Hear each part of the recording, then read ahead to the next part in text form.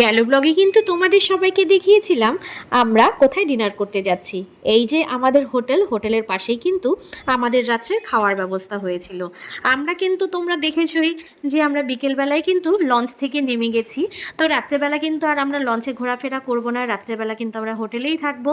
ওর জন্য কিন্তু রাত্রের ডিনারটা আমাদের এখানেই করার ব্যবস্থা করা হয়েছে।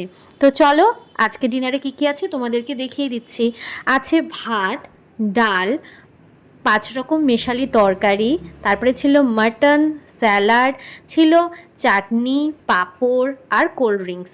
খাওয়া দাওয়াটা কিন্তু খুব সুন্দর হয়েছিল। তারপরে খাওয়ার পরে আমরা সাইডে একটা স্থানীয় দোকান ছিল, সেই দোকানে গেলাম। মেয়ে বলছিল তাদের ফ্রেন্ডের জন্য কিছু গিফট নেবে। তো আমি বললাম ঠিক আছে, তুমি পছন্দ করো, যেটা ভালো লাগে সেটাই নিয়ে নেব। আর এখানে এসে কিন্তু আমি আমার ছোট্টবেলাকে ফিরে পেলাম। কি করে বলুন তো? এই দেখুন, ছোট্ট ছোট্ট পেপসি। এই পেপসিগুলো কিন্তু আগে আমি 1 টাকা করে কিনে খেতাম। তো তোমরা কে কে খেয়েছো এই পেপসিটা অবশ্যই কিন্তু কমেন্ট করে জানিও। পেপসি নিয়ে তারপরে কিন্তু আমরা আমাদের রুমে চলে আসলাম। এর এখানে আরোহী এবং আরাধ্যা দুজনে মিলে ঘুমাচ্ছে।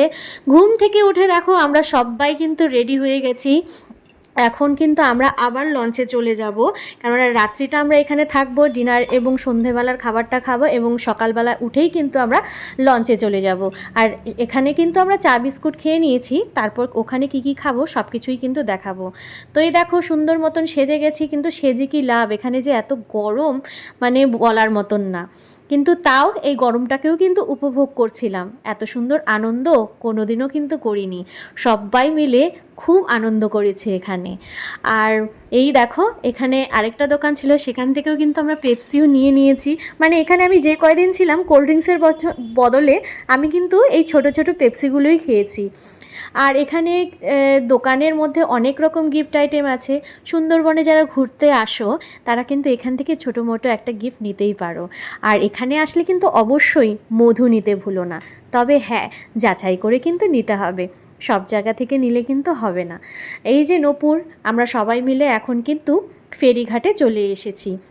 এখন তো জোয়ারের টাইম, তো দেখো চারিদিকে ম্যানোগ্রোভ জঙ্গলের ভেতরেও কিন্তু জল ঢুকে গেছে। আবার বিকেলের দিকে যখন ভাটা হবে তখন কিন্তু জলগুলো অনেকটাই নেমে যায়। সুন্দরবনে এসে নাকি অনেকে 6-7 দিন ঘুরেও বাঘ দেখা পায় না। তো আমরা এই 2 দিন ঘুরে কি আর বাঘের দেখা পাবো? তো সেটা যদি জানতে চাও তাহলে কিন্তু আমাদের পরের ভিডিওগুলো তোমাদের সবাইকে দেখতে হবে। আর এই দেখো চারিদিকে এত সুন্দর নদী, জঙ্গল, এসব দেখতে কার না ভালো লাগে? যতই গরম পড়ুক না কেন, এত সুন্দর সবার সঙ্গে কাটানো মুহূর্ত, সেগুলো কি আর ভোলা যায়? বাচ্চারা কিন্তু আমাদের থেকে অনেক বেশিই আনন্দ করেছে, আর আমরাও কিন্তু অনেক আনন্দ করেছি। এবার সবাই মিলে নদীর মধ্যে ঘুরবো আর অন্তাক্ষরী খেলবো, গান করব, নাচ করব, আরও অনেক ধরনের মজা করব। সেগুলো যদি দেখতে চাও তাহলে কিন্তু আমার পরের ভিডিওগুলি অবশ্যই দেখতে হবে। আর তোমরা যদি জানতে চাও এখানে কিভাবে আসলাম অবশ্যই কিন্তু আমায় জানিও। তো আজকের মতন টাটা।